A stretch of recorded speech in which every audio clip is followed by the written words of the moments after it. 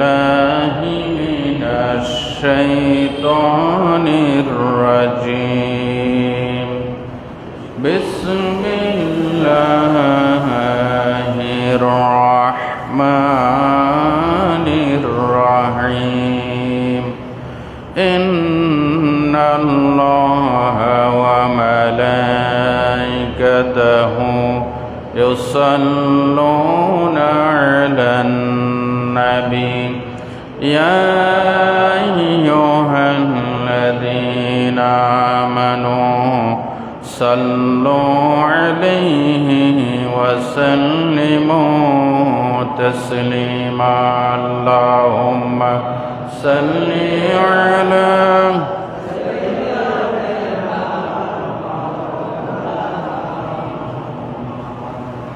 وعلى آله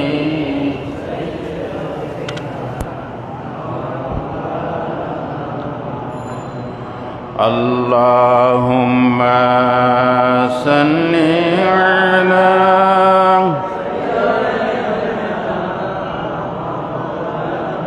وعلى آل سيدنا সম্মানিত উপস্থিতি, দিনদার ইমানদার কোরআন প্রিয় ইসলাম প্রিয় সর্বস্তরের মুসল্লিবৃন্দ, তরুণার যুবক বন্ধুগণ, পর্দার আড়ালে মা এবং বোনেরা, আসসালামু আলাইকুম ওয়া রাহমাতুল্লাহি ওয়া বারাকাতুহু। আপনারা ভালো আছেন? আল্লাহ পাকের দরবারে কোটি কোটি শুকরিয়া, যিনি আমাদেরকে পবিত্র জুমার দিন জান্নাতের বাগানে কোরআন ও হাদিসের আলোচনার আসরে আল্লাহ পাক আমাদেরকে আসার বসার তৌফিক দিয়েছেন। মহব্বতের সাথে আবারও বলি আলহামদুলিল্লাহ। আল্লাহ সুবহানাহু ওয়া তাআলা আমাদেরকে মুসলমান বানিয়েছেন। আল্লাহ আমাদেরকে মুসলমানের ঘরে পয়দা করেছেন, হিন্দুর ঘরে পাঠান নাই, খ্রিস্টানের ঘরে পাঠান নাই।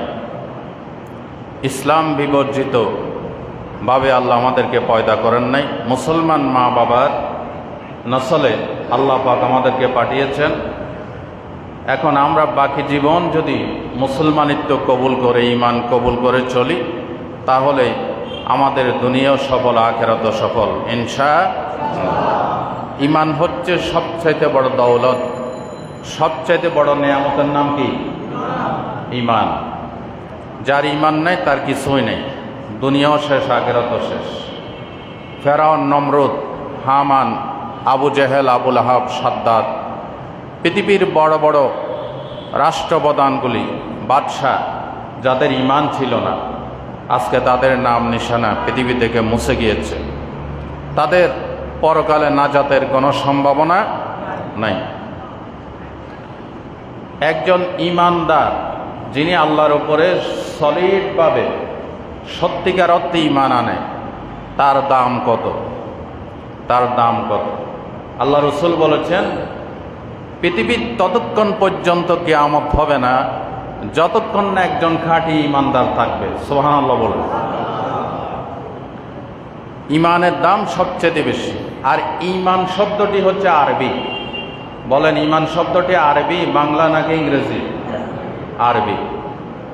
এর আবিধানিক অর্থ হচ্ছে আল ঈমান মিনাল আমান দিদ্দুল খাউফি ওয়াশ শাক। ঈমান শব্দটি আমান শব্দ থেকে উৎপত্তি হয়েছে। এটা সন্দেহ এবং ভয়ভীতির বিপরীত। আমান শব্দের অর্থ নিরাপত্তা। ঈমান আনলে নিরাপত্তা লাভ করে। নিরাপত্তা দেন কে? জাহান্নাম থেকে নিরাপত্তা, আল্লাহর আযাব থেকে নিরাপত্তা। একজন বাচ্চা শিশু মায়ের কোলে আসলে যেমন নিশ্চিন্ত হয় সমস্ত ভয়ভীতি থেকে, একজন ঈমানদার ঈমান আনার পর সমস্ত ভয়ভীতি, সন্দেহ থেকে নিশ্চিন্ত হয়। এই জন্য এটার নাম হচ্ছে ঈমান। এই জন্য এটার নাম কি?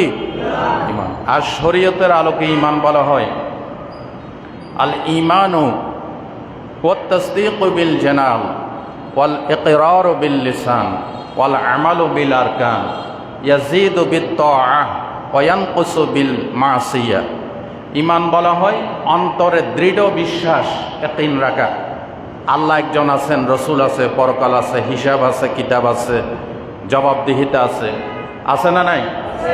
এটা ইয়াকিন রাখা। 2 নম্বর ইকরার বিল লিসান, মুখে স্বীকারোক্তি দেওয়া। ওয়াল আমালু বিল আরকান, কাজে বাস্তবায়ন করা, বাস্তবে রূপ দেওয়া। ইয়াজিদু বিত তাআ, আর এই ঈমানটা নেক আমলের দ্বারা বৃদ্ধি হয়। ওয়ায়ানকুসু বিল মাসিয়া, গুনার কাজ করলে ঈমান কমে। এ হচ্ছে ঈমানের সংজ্ঞা।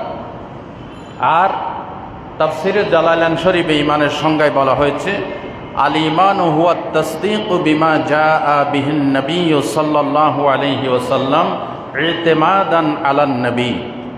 ঈমান বলা হয় নবী করিম সাল্লাল্লাহু আলাইহি ওয়াসাল্লাম যা নিয়ে এসেছেন এই সৃষ্টি জগতের জন্য, আইন ও কানুন, বিধি বিধান, শরীয়ত, এগুলিকে নবীর উপর আস্থা রেখে এগুলিকে বিশ্বাস করা। ইতিমাদান আলান নবী, শুধু বিশ্বাস করলে হবে না, নবীর উপর আস্থা রেখে বিশ্বাস করতে হবে। আপনি আমার কথা মানলেন, কিন্তু আমার উপর আপনার কোনো ভক্তি নাই, আস্থা নাই, এই মানার কোনো কার্যকারিতা হবে না। নবীর উপরে আস্থা রেখে নবী যা নিয়ে এসেছেন এগুলি বিশ্বাস করার নাম হচ্ছে ঈমান। সুবহানাল্লাহ বলেন। নবীর উপর আমাদের বিশ্বাস আছে না নাই? ভক্তি আছে না নাই? নবী করিম সাল্লাল্লাহু আলাইহি ওয়াসাল্লাম আল্লাহর পক্ষ থেকে দায়িত্বপ্রাপ্ত হয়ে তিনি আমাদেরকে এই শরিয়ার আইন ও কানুন উপহার দিয়েছেন। ভক্তি শ্রদ্ধা সহকারে বিশ্বাস রেখে এগুলি মানার নাম হচ্ছে ঈমান। ঈমান আনলে পরে একজন মুমিনের মর্যাদা বেড়ে যায়। একজন কাফের, আর একজন বেদিন, আর একজন মুমিন, এরা কি সমান সমান মর্যাদা? আরো জোরে বলেন। আল্লাহ বলেছেন, আফামান কানা মুমিনান কামান কানা ফাসিকান লা ইয়াস্তাবুন। একজন ফাসিক, একজন মুমিন মর্যাদার দিক থেকে কখনো সমান নয়। মুমিন মাত্রই সফল কাম। আল্লাহর উপর যে ঈমান আনে সে সফল না বিফল? সফলতার মানদণ্ড কি? ঈমান। সফলতার মানদণ্ড কি? ঈমান। আল্লাহ রাব্বুল আলামিন কোরআনুল কারীমের সূরাতুল মুমিনুনের প্রথম আয়াতে বলছেন, قد أفلح المؤمنون, the believers must enter. আল্লাহ বলেন নিশ্চিতভাবে যারা ঈমান এনেছে তারা সফল কাম হয়ে গেছে। ঈমান ছাড়া সফলতার আশা করা যায় না। রব্বুল আলামিন সূরাতুল বাকারা 212 নম্বর আয়াতে বলেন, কাফের মুশরিকেরা ঈমানদারদেরকে দেখে ঠাট্টা করত, তারা বিফল হয়ে গেছে, ঈমান এনে ঠকে গেছে, তাদের ঘর নাই, বাড়ি নাই, কিছু নাই। আল্লাহ রব্বুল আলামিন এই কথার প্রতিবাদ করে সূরা বাকারা 212 নম্বর আয়াতটা নাজিল করেন, زين للذين كفروا الحياة الدنيا ويسخرون من الذين آمنوا والذين اتقوا فوقهم يوم القيامة। বলেন আল্লাহু আকবার। রব্বুল আলামিন বলেন, কাফেরদেরকে দুনিয়ার উপরে পাগল করে দেওয়া হয়েছে, মত্ত করে দেওয়া হয়েছে, উন্মত্ত করে দেওয়া হয়েছে। কাফেররা দুনিয়ার জন্য পাগল হয়ে গেছে। তাদের কাছে হালাল নাই, হারাম নাই, সুদ ঘুষের কোনো তাদের পার্থক্য নাই। তাদের কাছে ঈমান পরকালের কোনো বাক বিচার নাই। কথা ঠিক কিনা বলেন? রব্বুল আলামিন বলেন, যারা ঈমানদার তাদেরকে দেখে তারা ঠাট্টা করে, হাসাহাসি করে। আল্লাহ পাক বলেন, নবী আপনি বলে দেন, ওয়াল্লাযীনা তাকাউ ফাওকাহুম ইয়াওমাল কিয়ামা, যারা ঈমানদার আল্লাহর উপর ঈমান এনেছে, কিয়ামতের দিন তারা কাফের মুশরিকদের উপরে আল্লাহর কাছে সবচেয়ে বেশি মর্যাদায় থাকবে। কিয়ামতের দিন ঈমানবিহীন কারো কোনো মর্যাদা হবে না। এই হাদিসটা বারবার আপনাদেরকে শুনিয়েছি। আল্লাহ রাসূল বলেছেন, ইন্নাহু লায়াতির রাজুলুল আজিমুস সামিন লা ইয়াজিনু ইনদাল্লাহি জানাহা বাউদা। কিয়ামতের দিন বেঈমান এক মোটা সোটা লোককে, প্রভাবশালী লোককে আল্লাহর কাছে হাজির করা হবে। আল্লাহর নবী বলেছেন তার দাম আল্লাহর কাছে মশার ডানা তুল্য হবে না। নাউজুবিল্লাহ বলেন। বেঈমানের কিয়ামতের দিন কোনো দাম হবে না। ঈমান যদি থাকে দুনিয়াও সবল, আখিরাতও সবল। আল্লাহ রাব্বুল আলামিন ঈমানদারদেরকে কিয়ামতের দিন ফুলসিরাত পার করিয়ে দিবেন, কোনো সমস্যা হবে না। সূরা হাদীদের 12 নম্বর আয়াত, ইয়াউমা তারাল মুমিনিনা ওয়াল মুমিনাতি ইয়াসআ নূরুহুম বাইনা আইদিহিম ওয়া বিআইমানিহিম বুশরাকুমুল ইয়াউম জান্নাতুন তাজরি মিন তাহতিহাল আনহার খালিদিনা ফিহা যালিকা হুয়াল ফাওজুল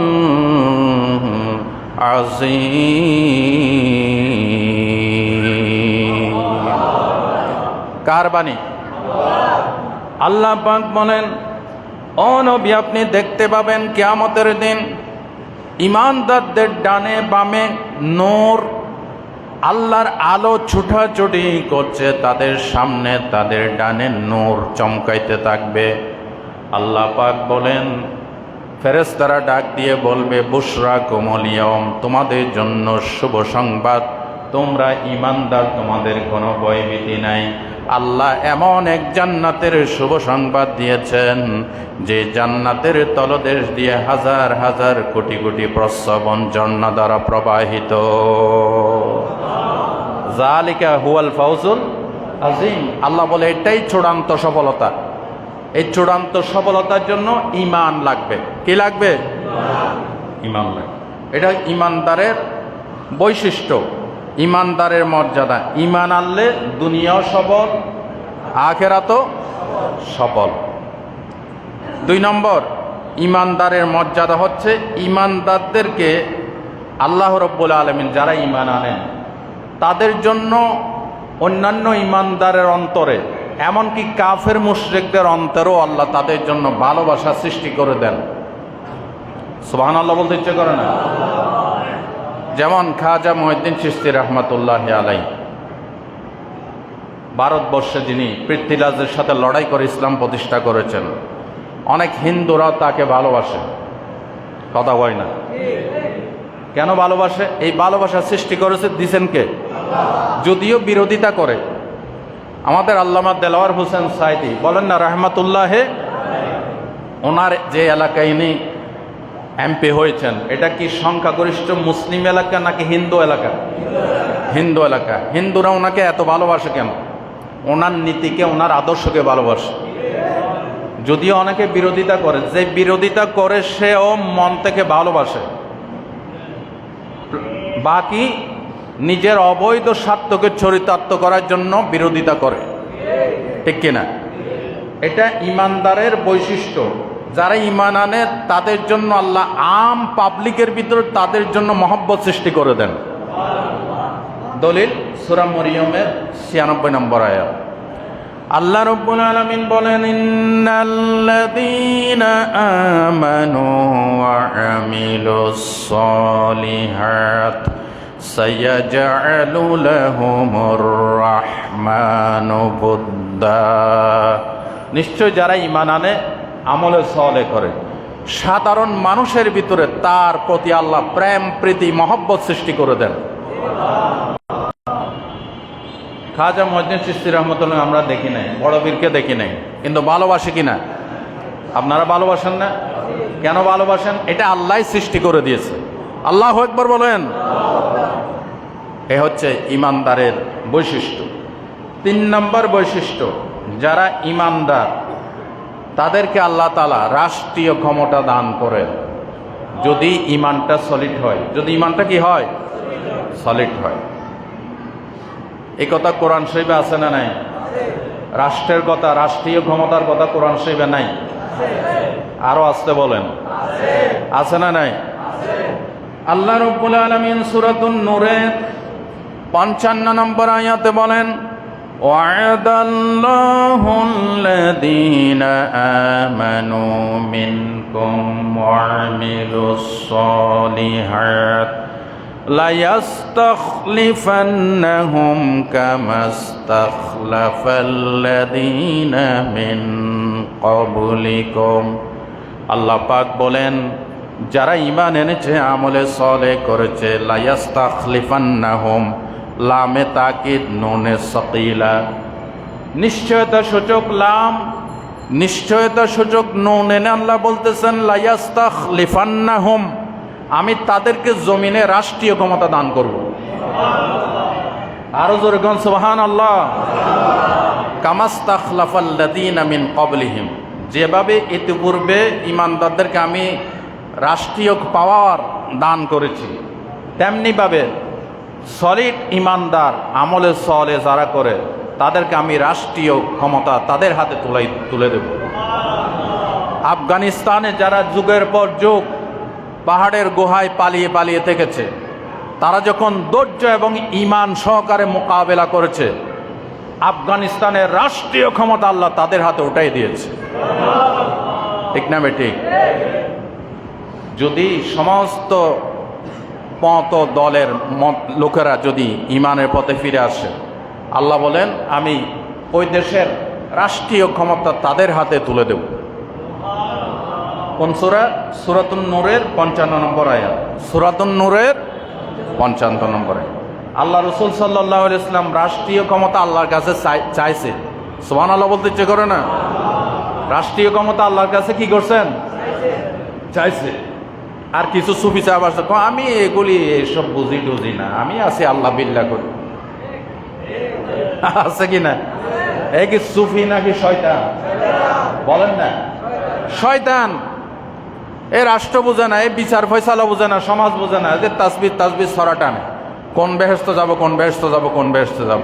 আল্লাহ কম মর, বেহেশতে তোরে ভালো করে খাওয়াই দেব। তাসবিহ দানার ভিতরে বেহেশত নয়। আল জান্নাতু তাহতা জিলালিস সুয়ুফ, তরবারির ছায়া তলে জান্নাত। জোরকন সুবহানাল্লাহ।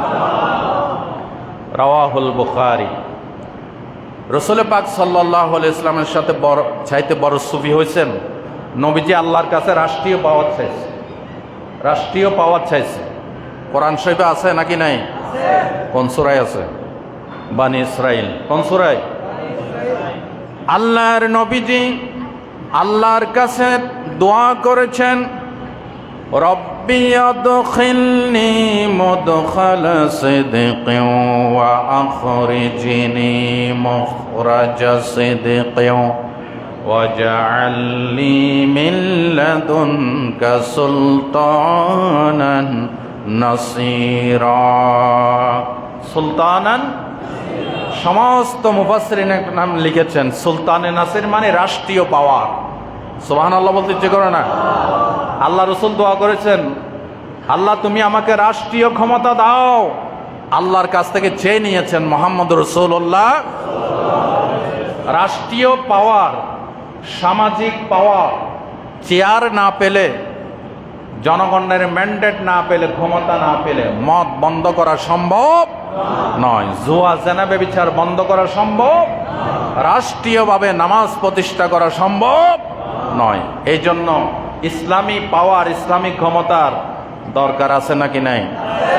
এটা কি নফল নাকি সুন্নত? মাশাআল্লাহ, আপনারা তো আমার থেকে অ্যাডভান্স। এটা ফরজে আইন। আন আকিমুদ্দিন, আকিমুস সালাত আল্লাহ বলেছেন, সে আল্লাহই বলছেন আন আকিমুদ্দিন, নামাজ প্রতিষ্ঠা যেমন ফরজ, ইসলামী হুকুমত প্রতিষ্ঠা করা ফরজ। আল্লাহু আকবার বলেন। আপনারা কি আমার সাথে একমত না দ্বিমত? দ্বিমত কেন হবে না? আপনার কি অন্য ধর্মের লোক নেই? হিন্দু নাকি? মুসলমান তো। তাহলে আন আকিমুদ্দিন, দিন প্রতিষ্ঠার দরকার আছে কিনা? আল্লাহ আমাদেরকে তৌফিক দান করেন। যারা ইমানদার আল্লাহ বলেন তাদের ইমানের কারণে আমি তাদের হাতে রাষ্ট্রীয় পাওয়ার দান করে দেব। সুবহানাল্লাহ বলেন। আল্লাহ রাব্বুল আলামিন বলেন ওয়ালা তাহিনু ওয়ালা তাহজানু ওয়া আনতুমুল আ'লাউনা ইন কুনতুম মুমিনিন। আল্লাহ বলেন কোনো ভয় নাই, কোনো চিন্তা নাই, যদি তোমরা মুমিন হও আমি আল্লাহ তোমাদেরকে বিজয় দান করব। আল্লাহ পাক বলেন মুমিনদেরকে সাহায্য করা আমি আল্লাহর দায়িত্ব। আল্লাহকে কেউ দায়িত্ব তুলে দিতে পারে না। আল্লাহ বলেন আমি নিজে নিজের উপর দায়িত্ব চেপে নিয়েছি। আল্লাহু আকবার বলেন। আল্লাহ পাক সূরাতুর রুমের ৪৭ নম্বর আয়াতে বলেন وَكَانَ حَقًّا عَلَيْنَا نَصْرُ الْمُؤْمِنِينَ। আল্লাহ পাক বলেন মুমিনদেরকে সাহায্য করা আমি আল্লাহ নিজে নিজের উপর ওয়াজিব করে নিয়েছি। এটা মুমিনের বৈশিষ্ট্য। মুমিনের কি বৈশিষ্ট্য?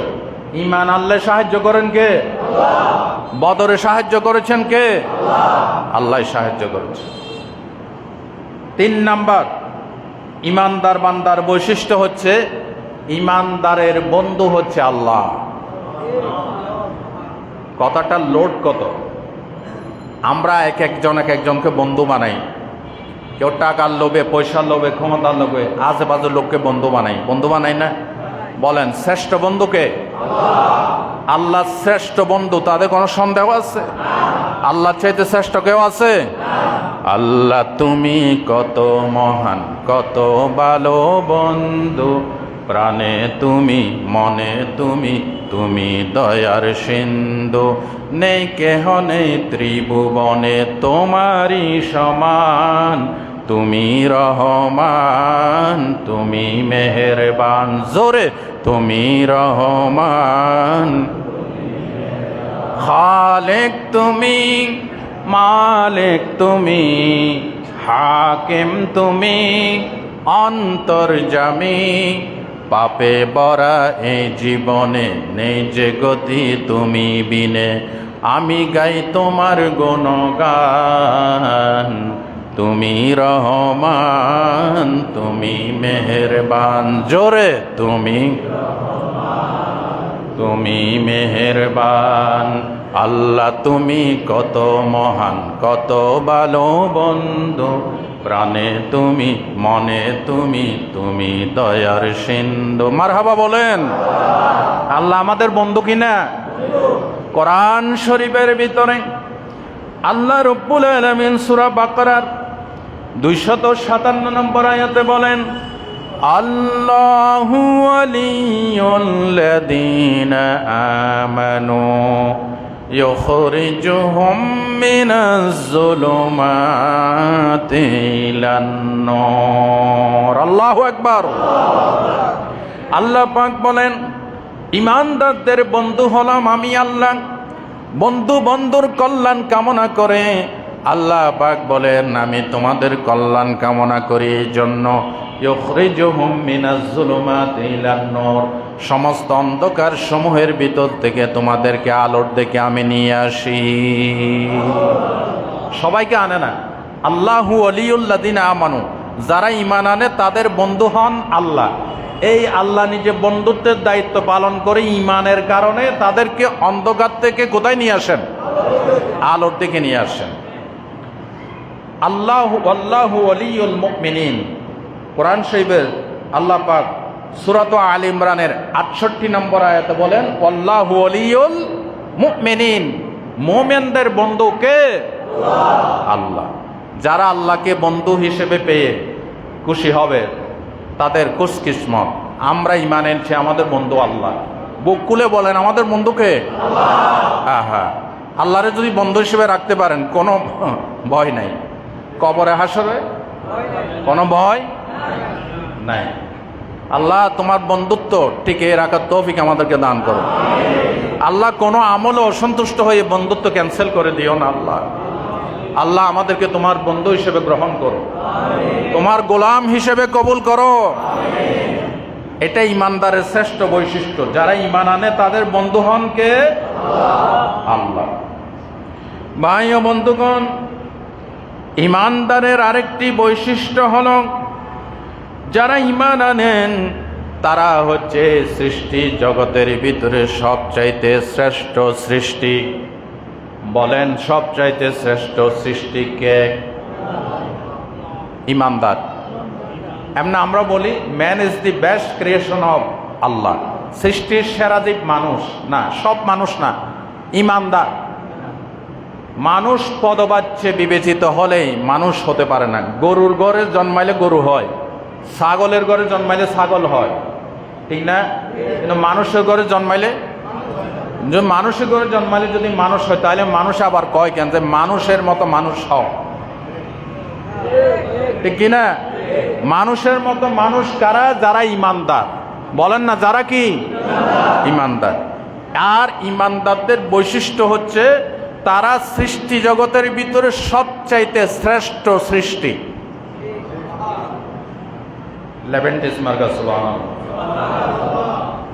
রোজা রাখছেন নি তো কন না গা ভালো করে সুবহানাল্লাহ।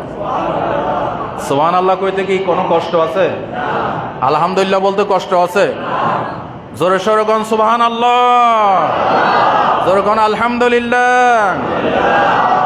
আমি এই নিরামিষ মার্কা শ্রোতার কাছে মাল বেশি না, ওয়াজ করি না। ওয়াইজিন মানুষ, গোটা বাংলাদেশে কথা বলি। গত পরশু দিন একটা হজ কাফেলায় দাওয়াত ছিল আমার। তা আমি যখন কথা বলতেছি, ফিরোজ শাহ বড়জ সিদ্দিক সাহেব, ফিরোজ শাহ বড়জ হাফেজ তাজুল ইসলাম আমার বেশি মহব্বত করে। আমি যখন কথা বলতেছি হজের উপরে, উনি বলতেছে অনারে কেন ডর করি হন আইবে ওয়াইজিন মানুষ, ডর করি না হইলে ও হতা হইন পারে। আলহামদুলিল্লাহ হন। টাস টাস করে কথা বলবেন পুরুষের মতো। আপনারা কিছু কইবেন, আমি কিছু বলবো। নিরামিষ মার্কা ঘুমন্ত শ্রোতার কাছে আমি মাল বেশি না। জিন্দা আছেন তো ইনশাল্লাহ? নারায়ে তাকবীর। আমি এমনি কথা কম বলি, যখন তখন কথা বলি। কথা যদ্দূর বলি মাইকের সামনে আসলে বলি। আল্লাহ আমাদেরকে হক কথা, কোরআন হাদিসের কথা বলার তৌফিক দান করেন। তো যারা ঈমান এনেছে তারা সৃষ্টির সেরা, সৃষ্টির সেরা। আজকে মুসলমানরা সৃষ্টির এই সেরা জাত। তারা তাদের তোষামদির, ইহুদি খ্রিস্টানদের লেজুড় বৃত্তির কারণে, তোষামদির কারণে কেউ আমেরিকার গোলাম হয়েছে, কেউ ব্রিটিশের গোলামি করে, আর কেউ ইন্ডিয়ার গোলামি করে। এই কারণে আজকে ইহুদি খ্রিস্টানদের লাথি খেয়ে মরছে মুসলিম জাতি। হোমলেস হচ্ছে, স্টেটলেস হচ্ছে, বাড়িঘর হারা হচ্ছে, দেশ হারা হচ্ছে, ইজ্জত সম্মান হারা হচ্ছে। আল্লাহ তাআলা বলছেন সূরা বাইনার 7 নম্বর আয়াত, ইন্নাল্লাযীনা আমানু ওয়া আমিলুস সলিহাতি উলাইকা হুম খায়রুল বারিয়া। কোন সন্দেহ আছে এখানে? আল্লাহ বলছেন নিশ্চয় যারা ঈমান এনেছে, নেক আমল করেছে, উলাইকা হুম খায়রুল বারিয়া, এরা সৃষ্টির সেরা জাত। বলেছেন কে? সৃষ্টির যারা সেরা জাত হবে, ইমানদার হবে, তাদেরকে কেউ না চিনলেও পৃথিবীর মাটি তাদেরকে চিনে, আসমান তাদেরকে চিনে, জমিন তাদেরকে চিনে, কীট পতঙ্গ তাদেরকে চিনে। চিনে কিনা? হযরত ওমর ফারুক রাদিয়াল্লাহু তাআলা আনহু, তিনি যখন রাষ্ট্রীয় পাওয়ার তার হাতে, মদিনায় ভূমিকম্প হচ্ছে, হযরত ওমর ফারুক রাদিয়াল্লাহু তাআলা আনহু হাতে একটা লাঠি নিয়ে বাইরে এসে মদিনা শরীফের মাটিতে 3টে আঘাত করলেন। আঘাত করে বলছেন, এই মাটি তুই কেন নড়াচড়া করবি বল? আমি কি তোমার উপর বেইনসাফি করছি? কোরআন হাদিস বিরোধী কোন রাষ্ট্র চালাচ্ছি? এই কথা বলার সাথে সাথে জমিন শান্ত হয়ে গেছে। আরো জোরে কোন সুবহানাল্লাহ। ইমানদারদেরকে জমিনে চিনে কিনা? চিনে। এখন আমি একটি বুখারী শরীফ থেকে একটি ঘটনা নিয়ে আসবো, কান মন লাগায় শোনেন। আল্লাহ রসুল সাল্লাল্লাহু আলাইহি ওয়াসাল্লাম 10 জন সাহাবীকে পাঠিয়ে দিয়েছেন মক্কা বদরের যুদ্ধের পরে মক্কা শরীফে কাফের মুশরিকদের গতিবিধি লক্ষ্য করার জন্য। তো তারা আল রাজি নামক স্থান একটি ঝর্ণার পাশে আসার পরে মক্কার 100 তীরন্দাজ রাসূলুল্লাহ 10 জন সাহাবীকে ঘেরাও করে ফেলল। ঘেরাও করে তাদেরকে তীর তরবারি মারা শুরু করলো। জায়গায় 7 জন সাহাবী শাহাদাত বরণ করেছে। ইন্না লিল্লাহি। হযরত আসিম রাদিয়াল্লাহু তাআলা আনহু এই 7 জনের ভিতরে একজন, আর 3 জনকে বন্দী করে নিয়ে গেছে। এই 3 জনের ভিতরে হযরত খুবাইব রাদিয়াল্লাহু তাআলা আনহু একজন।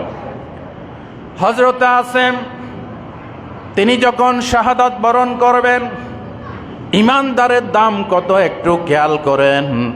হযরত আসিম আল্লাহর কাছে বলেছিলেন, আল্লাহ আমি তো শহীদ হয়ে যাচ্ছি, তোমার কাছে আমার ফরিয়াদ, আমার লাশটা তুমি সংরক্ষণ করিও, আমার লাশকে যেন কাফের মুশরিকরা তছনছ করতে না পারে। আমি আসিমের লাশটা তুমি কুদরতিভাবে সংরক্ষণ করিও। ওদিকে মক্কা শরীফের কাফের মুশরিকরা তারা যখন শুনতে পেল হযরত আসিম শহীদ হয়ে গেছে, সুলাফা নামে একজন মহিলা ছিলেন মক্কা শরীফে, যার 2টা ছেলেকে হযরত আসিম বদরের যুদ্ধে নিহত করেছিলেন, জাহান্নামে পাঠিয়ে দিয়েছিলেন। এই প্রতিশোধ নেওয়ার জন্য ওই সুলাফা নামক মহিলা কয়েকজনকে পাঠিয়ে দিয়েছে, আসিমের কল্লা কেটে নিয়ে আসো, তার মাথা কেটে নিয়ে আসো, তার মাথার খুলিতে করে আমি মদ পান করব। আরো জোরে বলেন নাউজুবিল্লাহ। এগুলি কোনো গালপক্ষ নয়, বুখারী শরীফের হাদিস, এই লম্বা হাদিস, কয়েক জায়গায় আসছে বুখারীতে মুসলিমে। হযরত আসিম আল্লাহর কাছে দোয়া করেছিলেন, আল্লাহ আমার লাশকে সংরক্ষণ করিও। এই কাফের মহিলা যখন কয়েকজনকে পাঠিয়ে দিয়েছে হযরত আসিমের মাথা কেটে নিয়ে আসার জন্য, কাছে যখন আসলো লক্ষ্য করে দেখলো হযরত আসিমের লাশের উপরে অসংখ্য মৌমাছি আর বিমরুল ওড়া নড়াছড়া করতেছে, সবাই হযরত আসিমের লাশকে পাহারা দিচ্ছে। লোকেরা বলল, এই বলতা বিমরুল মৌমাছি এগুলিকে তাড়াবো কিভাবে? কয়েকটা বুদ্ধি করো, রাত হোক, সন্ধ্যা গড়িয়ে আসছে, আমরা আগুন জ্বালাবো, আগুন জ্বালালে মৌমাছি উড়ে চলে যাবে, আর তার মাথার খুলি নিয়ে হযরত ওই কাফের মহিলা সুলাফার কাছে দেব। ভাই ও বন্ধুগণ, আল্লাহ রব্বুল আলামিন ইমানদারের মর্যাদা কিভাবে রক্ষা করে দেখেন। সন্ধ্যা নামার সাথে সাথে এমন ভাবে বৃষ্টি নাজিল হয়ে গেল, বুখারীর হাদিসে এসেছে, বৃষ্টির সাথে এমন ভাবে পাহাড়িয়া ডল নামা শুরু করেছে, পাহাড়িয়া ডলের সাথে এই হযরত আসিমের লাশটা কোথায় হারিয়ে গেল কাফেররা আর খুঁজে পেল না। আল্লাহু আকবার। আমাকে শহীদ করে সেই মিছিলে শামিল করে নিও, যেই মিছিলের নেতা আমির হামজা, খোবায়েব খাবাব খোদার ছিল যারা অতি প্রিয়, শামিল করে নিও। আমিন বলেন। আর ওইদিকে 3 জনকে বন্দী করা হয়েছে, এর ভিতরে হযরতে খুবাইব একজন। হযরত খুবাইবকে তারা বন্দী করে ফাঁসি কাস্টে ঝুলিয়ে দেওয়ার জন্য মক্কা শরীফের হেরম থেকে কয়েক কিলোমিটার দূরে তানিম নামক স্থানে নিয়ে গেল। সেখানে হযরতে খুবাইবের ফাঁসি কার্যকরী করা হলো। ফাঁসি দেওয়ার পর 3 দিন পর্যন্ত তার লাশকে ফাঁসি কাস্টে ঝুলিয়ে রেখেছে কাফেরের বাচ্চাগুলি। নাউজুবিল্লাহ বলেন। হযরতে খুবাইব যখন শাহাদাত বরণ করবেন তখন তিনি বলেছিলেন, বুখারীর হাদিস, আয় আল্লাহ আমি তো শহীদ হয়ে যাচ্ছি, নবীর কাছে ফেরেশতার মাধ্যমে আমার শাহাদাতের কবরটা পৌঁছাইয়া দিও। আল্লাহর নবী মক্কা শরীফে বসেছিলেন, সাহাবীরা আছে, হঠাৎ করে নবীজির তন্দ্রার বাপ হলো। সাহাবীরা বললেন, ইয়া রাসূলুল্লাহ ওহী নাজিল হয়েছে নাকি? বলেন, ওহী নাজিল হয় নাই। আমার কাছে জিবরিল এসে সালাম দিয়ে বলেছে, একটু আগে আমার খোবাইবকে মক্কার কাফের মুশরিকরা ফাঁসি কাস্টে ঝুলাইয়া শাহাদাত ঘটনা ঘটাইয়ে দিয়েছে। আল্লাহু আকবার। আল্লাহর নবী বললেন, তোমরা দুইজন সাহাবী যাও, যে কোনো মূল্যে খুবাইবের লাশকে মদিনায় নিয়ে আসো। আল্লাহু আকবার। ঘটনাগুলি ঘটাইছে কে? ঘটনাগুলি ঘটাইছে কে? নতুন কিছু নয়, মামলা হামলা নতুন কিছু নয়। এই ঘটনাগুলি পড়ো, এই ঘটনাগুলি বুঝো। যারা ঈমান আনবে তাদের উপরে অত্যাচারের স্টিম রুলার চলবে, ঠিক কিনা বলেন? দেখেন, সুবহানাল্লাহ বলতে ইচ্ছে করে না? নবীজি বললেন, যে কোনো মূল্যে খুবাইবের লাশকে দুইজনে গিয়ে ঘোড়ার পিষ্টে করে নিয়ে আসো মদিনায়। হযরতে মিকদাদ, বুখারীর হাদিস, মিকদাদ এবং জুবাইর ইবনুল আওয়াম দুইজনকে দুইটা ঘোড়া দিয়ে নবীজি পাঠিয়ে দিয়েছেন। দুইজনে গিয়ে আস্তে আস্তে সঙ্গোপনে দেখলেন 40 জন লোক হযরতে খুবাইবের লাশের চতুর্দিকে মদ খেয়ে খেয়ে পাহারা দিচ্ছে। নাউজুবিল্লাহ বলেন। তারা গতিবিধি লক্ষ্য করে এরা যখন মদে বিভোর হয়ে গেল, হযরতে মিকদাদ এবং হযরতে জুবাইর দুইজন গিয়ে একজনের রশি কেটে দিলেন, আরেকজনের কাঁধের উপর নিয়ে অত্যন্ত সঙ্গোপনে অত্যন্ত দ্রুততার সাথে ঘোড়ার পৃষ্ঠে সওয়ার হলেন। পিছনে পিছনে হযরত মিকদাদ যায়, আর সামনে ডান হাত দিয়ে এক হাত দিয়ে লাশ জড়াই ধরেছে, বাম হাত দিয়ে ঘোড়ার লাগাম টেনে ধরেছে। ঘোড়ার লাগাম হচ্ছে গাড়ির গিয়ারের মতো, গাড়ির গিয়াকে যত শক্ত করবেন তত গাড়ির জোরে চলবে, ঠিক কিনা? হযরত জুবাইর পারতেছে না বাম হাত দিয়ে ঘোড়ার লাগাম ধরার জন্য, তিনি বাম হাত দিয়ে ঘোড়ার লাগাম ধরেছেন আর ডান হাত দিয়ে লাশকে জড়াই ধরেছেন, আর পিছন দিক থেকে পাহারা দিয়ে দিয়ে হযরতে মিকদাদ লাশ নিয়ে যাচ্ছে। হঠাৎ করে কাফেরদের কাছে খবর হয়ে গেল লাশ চুরি হয়ে গেছে। এই পিছনে দাওয়া শুরু করলো। দাওয়া যখন করেছে, দৌড়বে দৌড়বে দৌড়বে, এমন অবস্থায় হযরতে মিকদাদ বললেন, জুবাইর, আমরা ধরা পড়ে যাব, পারবো না লাশ নিতে। এক কাজ করো, আল্লাহ ভরসা করে লাশ ছেড়ে দাও। বুখারীর হাদিস। হযরতে জুবাইর 3টা বাক্য পড়লেন, তিনি পাঠ করলেন, হাসবুনাল্লাহু ওয়া নি'মাল ওয়াকিল, নি'মাল মাওলা ওয়া নি'মান নাসির, ফাল্লাহু খায়রুন হাফিজা ওয়া হুয়া আরহামুর রাহিমিন।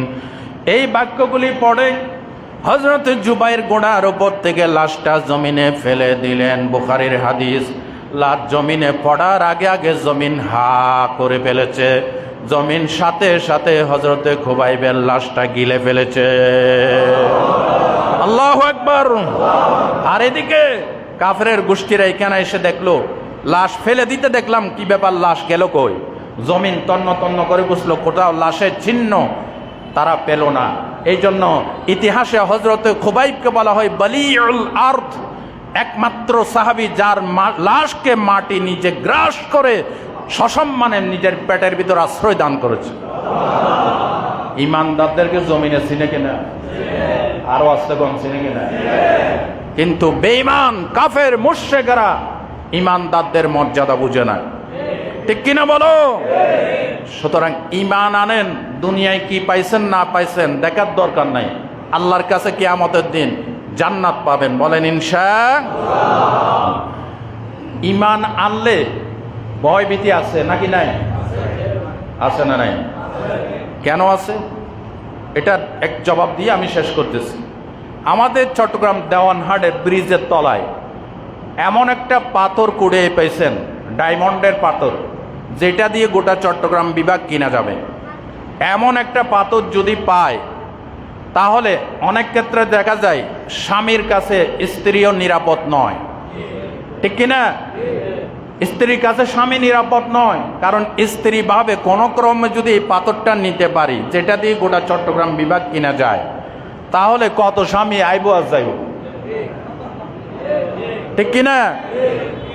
আর ছেলে মেয়েরাও মা বাবাকে জবাই করে এই পাথর নিয়ে যাওয়ার সম্ভাবনা আছে নাকি নাই? বাংলাদেশে এরকম ঘটনা আছে না নাই? আজ চোর যদি ঢুকে, ডাকাত যদি ঢুকে ঘরে, হাত গেলে যাক, কল্লা গেলে যাক, মগর পাথর ছাড়তাম না, ঠিক কিনা? দুনিয়ার এই সাধারণ একটা ডায়মন্ডের পাথর পেলে যদি জানমালের উপর, বাড়িঘরের উপর এরকম হামলা আসে, ও মুসলমান খেয়াল করে শোনেন, যে ইমানের বদৌলতে আল্লাহ তাআলা একজন থার্ড ক্লাস জান্নাতীকে দুনিয়ার সমান 10টা দুনিয়ার জায়গা জান্নাতে দান করবেন। এই ইমান আনার পরে আপনি কিভাবে ভাবলেন আপনি নিরাপদ থাকতে পারেন? ঠিক কিনা বলো? এই জন্য ইমানদারের উপরে হামলে পড়বে, হামলা করবে, মামলা করবে, আপনার জানমালের ক্ষতি করবে। খবরদার, ইমান থেকে এক চুল দূরে সরা যাবে ইমানের পথে অবিচল থেকে আমার মরণ যেন হয় জোরে। ইমানের পথে অবিচল থেকে আমার মরণ যেন হয়। তোমারই কাছে মিনতি আমার মহামহিম দয়াময়, ইমানের পথে অবিচল থেকে আমার মরণ যেন হয়। যেখানে মরি আল্লাহ ইমানের সাথে তলব করিও। আমি গভীর শোক বার্তা জানাচ্ছি, গতকাল পত্রিকায় দেখতে পেয়েছেন ওমানের সড়ক দুর্ঘটনায় একই অ্যাক্সিডেন্টে সন্দ্বীপের একে একে 60টা তাজা প্রাণ চলে গেছে। বলেন ইন্না লিল্লাহি। আজকে সকালে লাইভ দেখলাম সন্দ্বীপের জামাত ইসলামের ক্যান্ডিডেট আলাউদ্দিন আজহার সাহেব ভিকটিমের ঘরে মকদরায় আমিন সওদাগর বলল, আমিন সওদাগরের ওনার ছেলে মারা গেছে, এখানে গিয়ে তিনি ব্রিফিং দিচ্ছেন। শোকের মাতম চলতেছে সন্দ্বীপের ঘরে ঘরে। 8 জন লোক একই অ্যাক্সিডেন্টে মারা গেছে। আমরা আজকে জুমা থেকে দোয়া করবো আল্লাহ তাদেরকে জান্নাত নসিব করেন। একটি ঘোষণা, চট্টগ্রাম বিভাগের সম্মানিত মাননীয় মেয়র মহোদয়ের পক্ষ থেকে ঘোষণা এসেছে যে আগামী 12 অক্টোবর থেকে 13 অক্টোবর মাসব্যাপী বিনামূল্যে প্রথম ডোজের টাইফয়েড টিকাদান কার্যক্রম শুরু হবে। 12 অক্টোবর থেকে 13 নভেম্বর পর্যন্ত আপনারা স্থায়ী এবং অস্থায়ী টিকাদান কেন্দ্রে, স্ব টিকাদান কেন্দ্রে গিয়ে যোগাযোগ করবেন এবং টাইফয়েড টিকা দেওয়ার জন্য আপনারা 17 ডিজিটের অনলাইন জন্ম নিবন্ধন রেজিস্ট্রেশন করার বিষয়ে আপনারা যোগাযোগ করবেন এবং টিকাদানের ব্যাপারে আপনারা একে অপরকে উদ্বুদ্ধ করবেন। মেয়র মহোদয়ের পক্ষ থেকে ঘোষণা শুনলেন। এখন যারা সুন্নত পড়বেন সুন্নত পড়ে নেন।